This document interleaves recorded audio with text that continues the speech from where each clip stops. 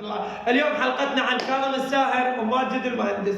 استدعوهم بكاس الخليج ان شاء الله اللعبه بالبصره وردناكم، بس انتم ناس زباين. ماجد المهندس ناس عارات، ناس اذا اقول لك يعني كن على يقين هذا الحيوان، تعال حبيبتي، هذا الحيوان يشرفك. كاظم الساهر وماجد المهندس، هذا الحيوان يشرفك واحسن من خلقتك. انت من يستدعونك ويرادونك بالمهرجان وما تجي، انت فد واحد خوش زلمه، انت لاحظ ولا تجيب فيه، او كل شخص يقول الماجد المهندس او واللي يخابركم منو اللي يخابركم، هذا النعال على راسه وراس ماجد المهندس وراس هذا كاظم الساهر، ولك انت بشر حيوان، انتم ناس الغوره.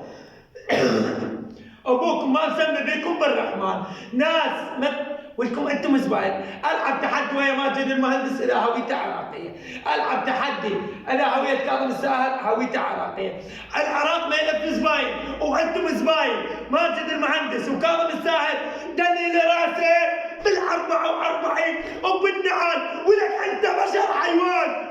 اني ما اقدر اجي امي دخل اختك، هاي قصتك وقصه ماجد المهندس. انت كاظم الساهر حب هاي الليل الناس معيدي، والله لو انت وياي اعقد راسك ناعم بالنعال وعلى راس كاظم الساهر، لانك انت مو بشر.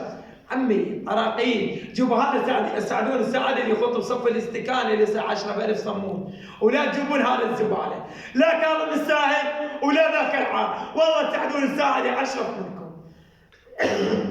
صح وجه مال العار هيك على راسه ساعدون، بس عم طلع اشرف منكم. بس انتم العارات كاظم الساهر وماجد المهندس، والله العظيم خب ما جيتوا ان الام وابو كل شخص يخابركم ويقول لكم تعالوا، لانكم انتم زباين ما بيكم حظ، بالنعال واقطع.